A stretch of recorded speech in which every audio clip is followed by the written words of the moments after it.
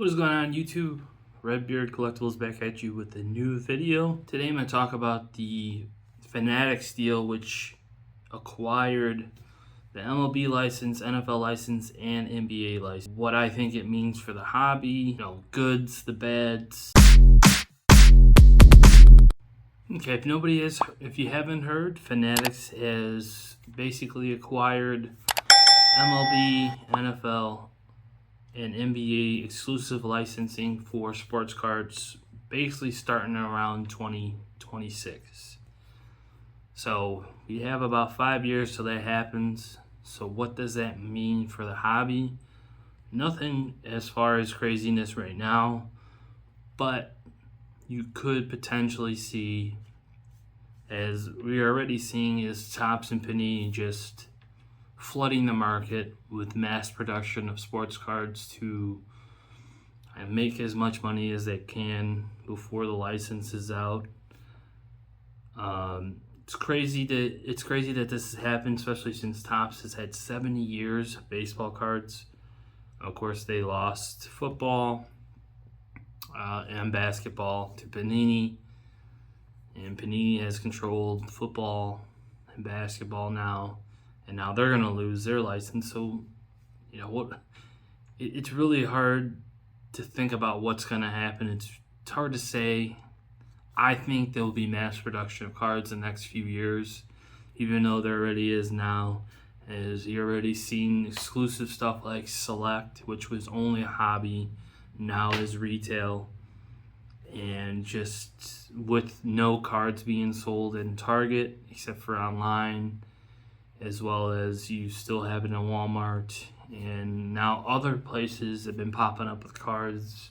I've seen Big Lots have cards, the Dollar Tree, of course, and then there's places all over the United States that have different types of stores that apparently are also selling cards that they haven't before.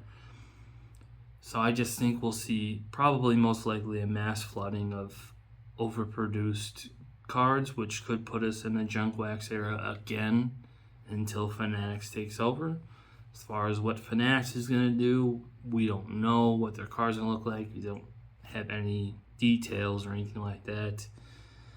It's going to be interesting next few years to see what happens, but everybody knows how much production of cards has been coming out in the last few years.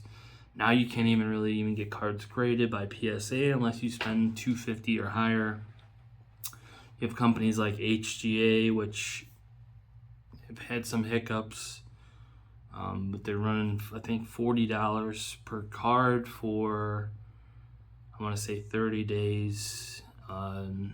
You have Revolution Grading Card, which, let's go back to HGA. HGA, of course, has the color splash labels that can match a card. Now you have Revolution Grading, which actually has the case has matching colors to the card. We all know we have CSG, which is also, parent company is CGC, which grades comics, which to me I think is another option for grading, because they have been known to grade some of the most vintage, best comics ever and sell for great prices. And I think their sports cards will also. Then you also have SGC, which they call themselves the Tuxedo. So you have grading options, but the question is, will the stability of grading stay the same if they mass produce cards? Probably not. Which means we see PSA stick to just high-end value cards and not go back to just regular common cards. We don't know. I haven't seen anything recently. But this deal definitely kind of flips everything upside down, and now the hourglass is flowing to when and what Fanatics does with the cards when they come out, how much they're going to produce, how many different versions. I mean, let's face it, with cards today, there probably is way too many different versions of, like basketball, you have, hoops, Donruss, Optic, Prism, Select, and then you have like the hobby exclusives in between there, which like Spectra, Gold Standard. I mean, there's just too many lists, and Topps is kind of the same way. You have your Topps Basic Series and you have your Topps Chrome, which is good, but then in between there you have your Clearly Authentic. You have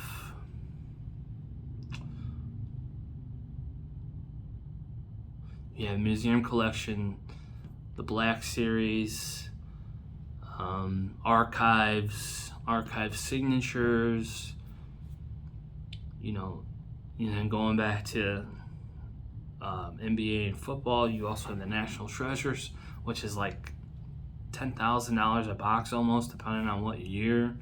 And it seems like the fluctuation of price is going up with every hobby box. And now retailers have been upping the prices. So what does that mean? Does it mean now retail will up their prices even more? Will Panini and Topps up their prices for hobby even more, just to get as much out of what they have left? It's hard to say. It's going to be an interesting couple of years, like I said. We'll just have to wait and see what these companies do, what they don't do. If they just flood the market with as many cards as possible just to get that money, since people are just going and buying the product and selling it online. Me personally, I have a hard time doing that. I get the box I want to open up and rip it. That's just me. I love ripping packs. It brings me back to being a kid, and it's fun. But certain sports, I believe soccer will still stay with Topps. And I think soccer is Topps and Panini. I think they're staying. UFC just signed with Panini, so that will be the same. And hockey is Upper Deck, and I don't think... But you don't know. We don't know what happens. There's all the other companies see, okay, well, they're going to Fanatics. Let's just make the trade. We'll see. I know UFC just signed, so they probably won't be going anywhere anytime soon. But what does that mean for like a UFC? Does that mean they make 20 different versions? Spectra UFC, National Treasures UFC. I guess time will tell.